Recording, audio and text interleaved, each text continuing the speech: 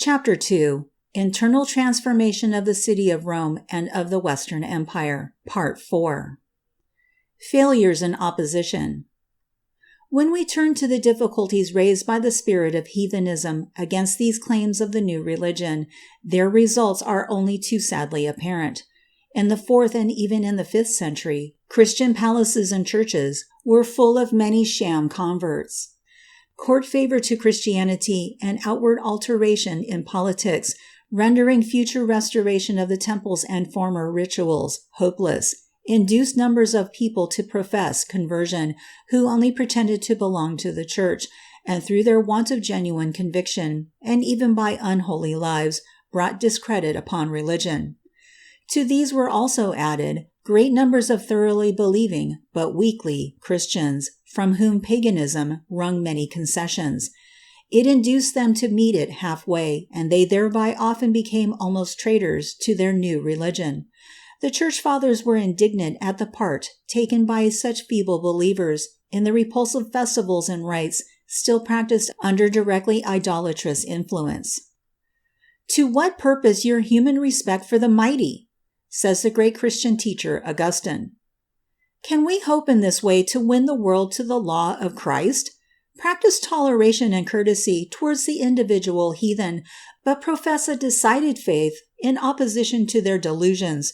Are you Christians? Then turn your back on their silly assemblies. Make them thus blush for their reduced numbers, even if they cannot make up their minds to share your belief. Such renunciation of communication with the heathen was all the more necessary because large masses of Christians were still dominated by superstition. A form of prayer in the so-called Leonine Sacramentary, in use at Rome during the 4th and 5th centuries, is especially directed against this tendency to revert to heathen superstitions. Another serious difficulty in the way of Christian Reformation was the deep-seated public immorality. Paganism had made forum, bath, and theater privileged centers of flagrant misconduct. All feeling of shame fled before the open triumph of vice. This was especially the case in Rome. She appeared to many Christians like a second Babylon, whose fall must be at hand, while their bishops and pastors were almost in despair lest, in spite of all their efforts to stem the tide of evil, its overflow might again swamp the ground they had so far gained. Though nominally Christian, the highest circles and the imperial court were unhappily foremost in setting an example of great levity. When, moreover, the invading barbarians had succeeded in gaining the upper hand, their native coarseness and brutality combined with the radical vices of the conquered race to bring about a still more intolerable state of things. Public excitement, fear of revolution, wars and struggles of rival races kept men's minds in a state of ferment and anxiety, little favorable to moral culture. In calmer times, it would have been easier to overcome spiritual difficulties. Popular education would have followed a more regular course, and the healing power of the Church could have acted more promptly on the worn-out social system. Christian schools would have sprung up more quickly and in greater number, and Christian ethics would have developed better, both in form and substance. As it was, and here we touch upon another important obstacle. The Church for a long time possessed no important training schools or colleges. She lacked exponents of secular learning at a time when pagans in comparison could boast superior science and culture. The spirit of paganism dominated literature and taste as its still inviolate domain, though during the 5th century, the intellectual poverty of its productions gave it but small right to authority. Many Christians, holding high positions in the world, had indeed once more devoted themselves to their inherited classical studies with enthusiasm and success. Yet in spite of all this, heathen learning exercised a too potent fascination. The philosophy and rhetoric of men like Symmachus, Claudian, Ausonius, Ammianus, Eutropius, and Macrobius were still almost exclusively dominant over the field of general public literature. These and many other brilliant authors held the world much too long under the spell of their genius. The school of philosophy at Athens, the last dwindling refuge of pagan classicism, had not closed until 529, by order of the Emperor Justinian.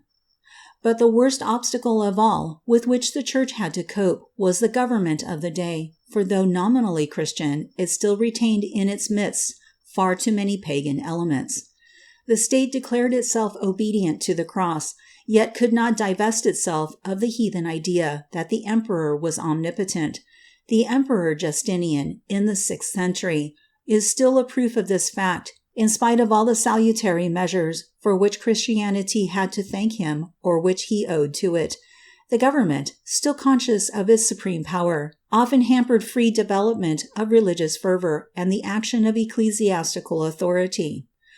Through the frequent favors shown to heresy and schism within the pale of Christianity, it created disunion when the progress of Christian culture could only be secured by unity, and prevented the Church from penetrating to the very hearts of men, where help and healing were most required.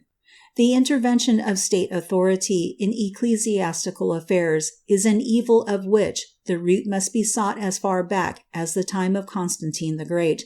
It was then, as ever, in a great measure, brought about by sectarians, whose one effort was to obtain state protection against the condemnations of their false doctrines pronounced by the bishops.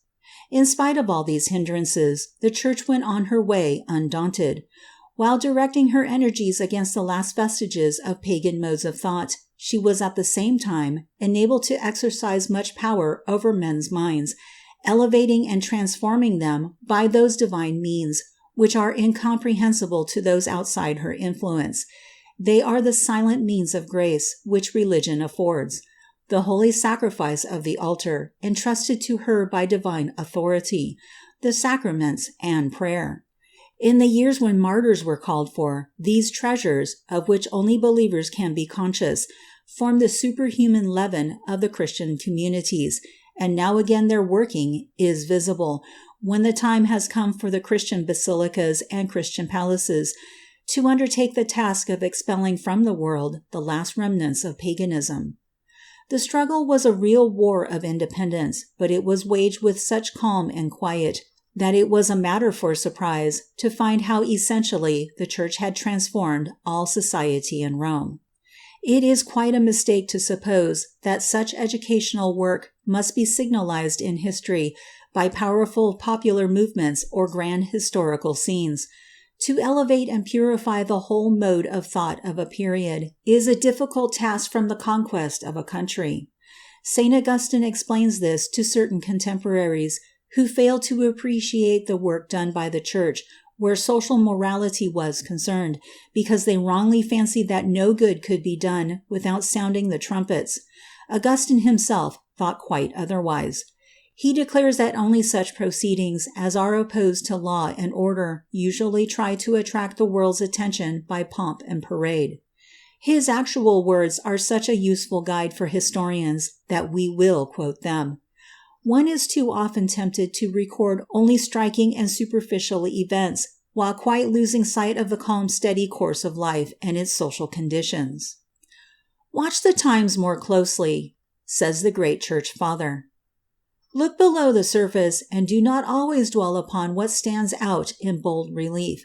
You will there find much of interest.